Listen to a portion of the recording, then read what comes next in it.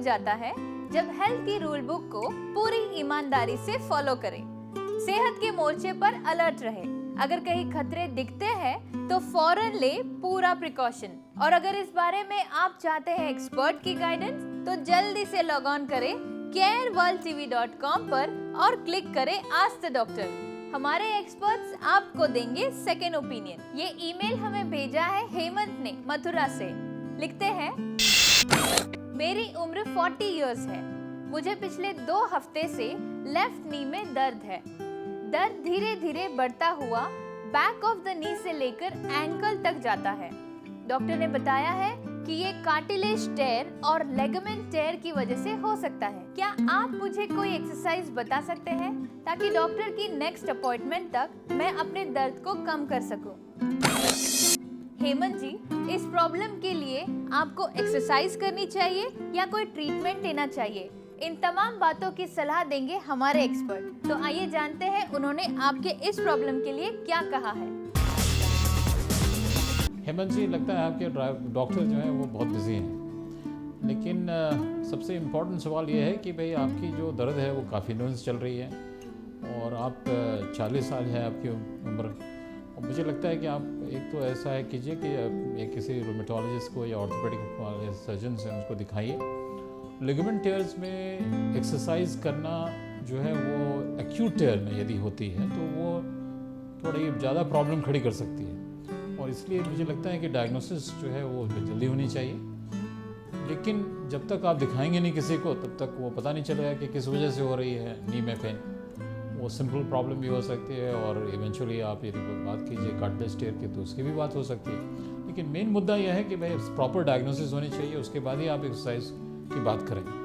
तो आप किसी डॉक्टर को दिखाइए। 3 हफ्ते या 4 हफ्ते वेट मत कीजिए।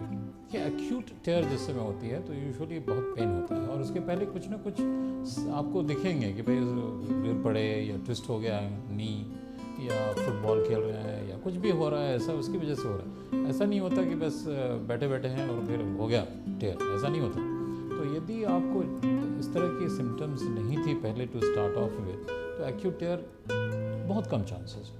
यदि एक्यूट टेयर नहीं है तो फिर आपको नी की एक्सरसाइज जो है वो करनी चाहिए और ख़ास करके पाँव को सीधा उठा करके ग्रेविटी के अगेंस्ट में मतलब सीधा उठाइए और अपने टोज़ को अपनी तरफ खींचिए।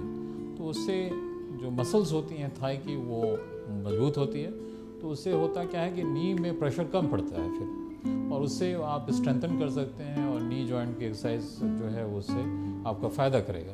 लेकिन जहाँ तक यदि एक्यूट टेयर है तो उसमें आपको दिखाना पड़ेगा और समझना पड़ेगा कि एक्यूट टेयर की डायग्नोसिस बनती है। यदि क्रॉनिक टेयर है तब फिर उसको कुछ पेशेंट्स को ऑपरेशन जो है वो पॉसिबल नहीं है जिनको किसी भी वजह से, और फिर एक्सपर्टीज़ की खर्चा पड़ता है काफ़ी, स्किल्स शॉर्टेज है इंडिया में अभी भी, अच्छे रिपेयर करने वाले कम हैं। तो वो सब बातें आती हैं। फिर उसके बाद फिर नहीं होगा तो फिजियोथेरेपी एक्सरसाइज तो करना ही पड़ेगा, पेन किलर्स तो लेने ही पड़ेंगे यदि पेन होता है तो। हेमंत जी, आई होप आपको आपके सवाल का जवाब मिल गया होगा। और फ्रेंड्स, अगर आप भी चाहते हैं हेल्थ प्रॉब्लम्स पर एक्सपर्ट की ओपिनियन तो लॉग ऑन करें careworldtv.com पर और क्लिक करें आस्क द डॉक्टर। हमारे एक्सपर्ट्स आपको देंगे सेकेंड ओपिनियन। दोस्तों, हमें बहुत खुशी होती है जब आप अपने प्रॉब्लम्स हमें बताते हैं, हमसे शेयर करते हैं। इसी तरह अपने प्रॉब्लम्स हमसे शेयर करते रहिए, स्वस्थ रहिए, क्योंकि हमें आपकी फिक्र है। Visit www.careworldtv.com। भेजें सेहत से जुड़ी कोई भी समस्या। Log on to careworldtv.com and click ask the doctor. हमें आपकी फिक्र है।